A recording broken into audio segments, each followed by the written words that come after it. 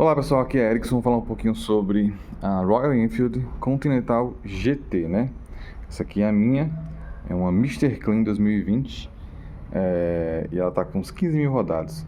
Vou falar um pouquinho, né, na perspectiva de quem deseja utilizar essa moto ou a Interceptor no dia a dia, certo? Vamos lá, né? Ignore a sujeirinha na minha, ela tá um pouquinho suja. Eu lavei ela ontem, mas não lavei muito bem, porque eu não tenho muito tempo durante a semana. Só no final de semana que eu tenho mais tempo, né? Hoje é segunda, hoje é terça e eu eu lavei mais ou menos, né? Depois eu dou uma lavadinha melhor, passo a cerinha, enfim. Essa minha aqui eu comprei usada, certo? Comprei de um colega e tô com ela já faz alguns 9 meses, 8 meses, mais ou menos. E desde então eu a venho utilizado todo santo dia. Todo dia, todo dia. E vou falar um pouco sobre como foi a minha experiência até então.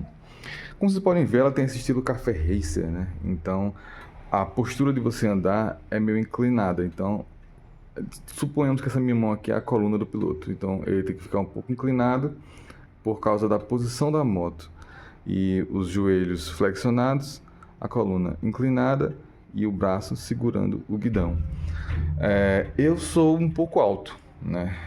E por causa disso eu não preciso ficar tão inclinado na moto, eu fico um pouco mais ereto, mas não deixo de sentir um pouco de incômodo nas costas. Meu cachorrinho está fazendo barulhinho que ele está querendo sair aqui, está me vendo aqui, então ignorem, tá? Então assim, para mim não é tão incômodo, mas para pessoas mais baixinhas, no dia a dia, a postura sim vai ser um incômodo. A não ser que você ande sozinho na moto, eu ando de garupa. Então, por causa disso, eu preciso estar bem posicionado na moto. Esse banco aqui, ele é relativamente confortável, mais ou menos confortável, né? Ele não é um banco ruim, mas, sendo bem sincero, o que incomoda mais aqui é essa parte aqui, que é um pouco fina. E o que mais me incomoda é esse formato aqui. Ele tá com essas marquinhas, já veio assim do antigo dono, eu não consegui resolver isso, então não sei o que eu faço com isso aqui. Mas vamos lá, ele vem assim, ó. Ele é curvo. Então, a minha mulher ela ficava escorregando e caindo para trás, porque quando eu arrancava muito rápido na moto, porque ele desce, que é uma coisa meio estranha, né? O ideal seria se ele fosse assim, para que o garupa tivesse seguro na moto, mas não, ele é para cá. Então, futuramente, né, eu vou trocar esse banco. Esse é o banco original dela, que pelos meus testes, né, eu sentei no dela e sentei no da Interceptor. Esse aqui é mais confortável que o da Interceptor. Vamos lá, né? Então, sobre o banco é isso. Sobre o conforto é isso. Eu troquei os retrovisores, coloquei o da ponta de guidão, mas para meu azar, quando eu estava encaixando aqui, eles racharam. Esse aqui rachou, né? Comprei do AliExpress. E comprei também uma fitazinha de couro para colocar aqui no guidão. Aqui nesse lado tudo bem, mas o lado do acelerador se soltou, eu tenho que colocar novamente. Por quê? Porque essas manoplas são muito finas e desconfortáveis. Eu não gostei dessa manopla. Ela tem essa textura aqui. Odiei, falar a verdade, não gostei dessa manopla. Então, com a fita ficou muito mais confortável. Agora falta colocar de novo aqui, porque eu comprei uma acho que é da Pedrinho Bancos, não lembro qual é o nome da empresa, é de Recife. Eu sou da Paraíba, né? E a cola que veio nela é muito ruim. Então, em poucos dias se soltou. Eu coloquei bem certinho, mas acabou soltando, vou ter que colocar de novo. Mas esses retrovisores aqui eu comprei no AliExpress. Comprei no tamanho 9,5 a 9,6 a circunferência para estar dentro da legislação, né? E ele vem com esses parafusinhos de borracha para você tapar o buraco do retrovisor. Então, tá até fora do lugar aqui, né? Vamos lá. Mas vamos lá, né? Já falei alguns detalhes da moto. O que eu troquei nela quando eu peguei, né? Troquei o retrovisor e troquei o pneu, né? Esse pneu aqui eu comprei um da Michelin e aqui na minha cidade dei sorte que tinha, né? Assim, um melhorzinho, porque normalmente aqui não tem. E essa moto também, quando eu peguei ela veio sem essa saiazinha aqui, que tapa o paralama, né? Então, inclusive, uma coisa que eu tenho que arranjar, porque sem isso aqui suja tudo aqui na frente. Pronto, falei detalhes da moto, agora eu vou falar um pouco sobre a experiência de ter ela e usar no dia a dia, né? Essa moto, sobre o consumo, essa moto para o uso no dia a dia, dependendo da distância que você for percorrer, talvez valha a pena, né? Comigo, ela está fazendo entre 24 e 26 quilômetros por litro. Então, eu acho um consumo aceitável, né? Para quem já teve Shadow, Boulevard, para quem já teve Hayabusa, já tive essas motos que bebem muito, Virago 1100, Virago 535, que são motos que faziam, sei lá, entre 11 e 15 quilômetros por litro, entre 9 e 15 quilômetros por litro, né? Então, esse consumo eu achei bem aceitável. Mas eu também já tive moto mais econômica, né? Uma das minhas primeiras motos foi uma PCX. A minha PCX fazia 55 km por litro, que é um absurdo. Então, assim, é, essa moto ela é um meio termo, né? Ela faz mais ou menos o que a minha antiga Phaser 2008 fazia, que era 20, a minha fazia 22, 23 e essa aqui está fazendo 24, 26. Então, para o meu uso está ótimo. Eu uso ela todo dia para deixar a minha mulher no trabalho dela e para voltar do trabalho. Então, é, é, então é isso. Então, eu acho o consumo dela bom para o uso urbano, né? Sobre problemas mecânicos, sobre manutenção, vamos lá, né?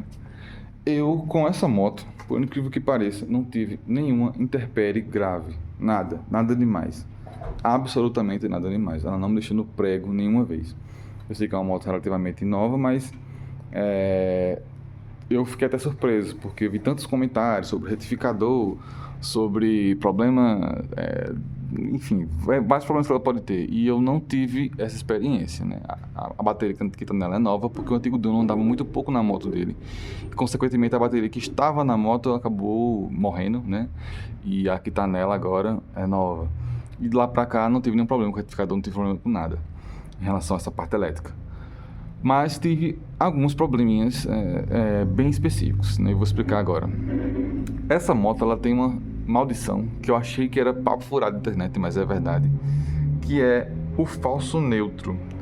Então, assim, se você tiver na quarta para quinta ou da quinta para sexta, mais ou menos por aí, mais ou menos aí, nessas margens, e tiver o que eu percebi comigo, né? Se eu estiver descendo uma ladeira, né? E eu estou só no embalo e eu resolvo subir a marcha, ela vai entrar em um falso neutro. Ela entra como se tivesse entrado no neutro, não acende a luz de um painel que está em neutro, mas você sente que ela está em neutro. Até o giro sobe da moto, ela vai dar um vum, né? Ela dá um zumbido alto, porque é como se você tivesse encaixado no neutro, em movimento. E ela não está no neutro, né? Ela não, se você, normalmente comigo, né? Se você passar da quinta para sexta, né? Ou da quarta para quinta, né? Foi assim que eu senti, né? Que eu tive esses probleminhas. Uma das maneiras que eu tive para resolver paliativamente é quando fazer a passagem de marcha, fazer com mais força, não fazer levezinho. Se for pisar no pedal para trocar de marcha, pisar com um pouco mais de força, para fazer uma troca mais forte, para não ficar mal encaixado, né? Porque se ficar mal encaixado, infelizmente, vai ter uma chance de entrar no falso neutro. Especialmente quando a moto tá no embalo, ela não está na força centrífuga, né? Ela não está na força do motor, ela está só na inércia. Comigo foi assim. Então, sim, esse problema do falso neutro é real. Essa moto tem, né? Eu vi em vários lugares o pessoal falando da Continental, da Interceptor, que tem esse problema. Sim, tem sim. A minha, eu achei que era papo furado, com 2 meses eu senti isso.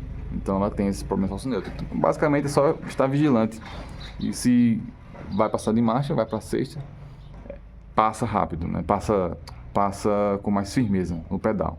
Porque se você passar levezinho, como normalmente a gente passa, né? Ela vai engasgar. Ela vai mudar para o falso neutro.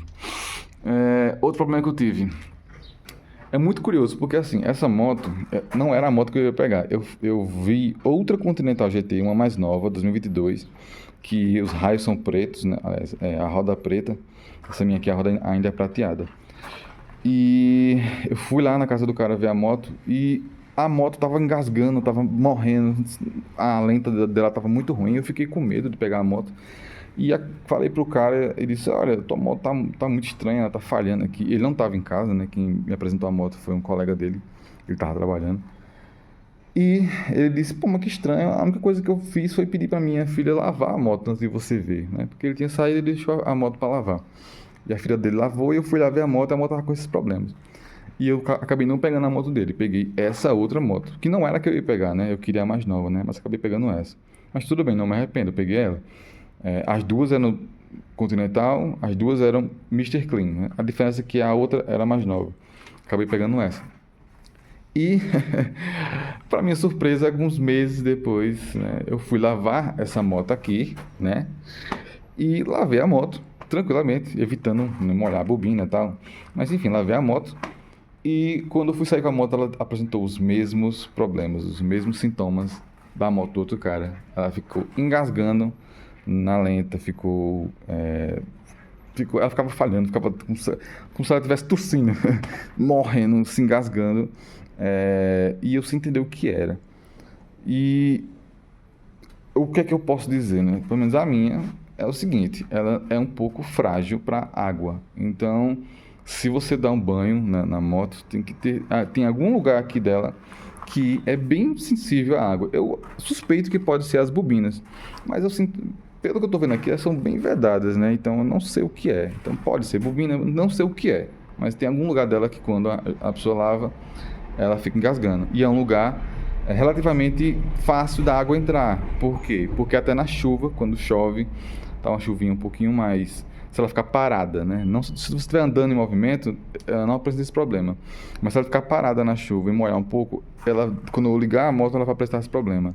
Então, eu tenho até minha capinha aqui, justamente para evitar isso. Então, é algum lugar aqui que a água bate rápido, bate fácil e causa esse problema.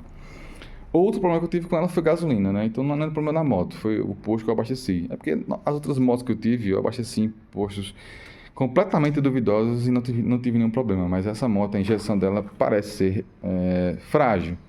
Não frágil, mas sensível. Não é frágil a palavra certa, seria sensível. Então, abasteci apenas em postos de confiança, né? Para não passar o que eu passei, porque eu abasteci em um e ela passou uma semana morrendo, engasgando. E eu sabia que era o posto, porque é, até quando eu tirei a gasolina, eu vi o quão podre a gasolina estava.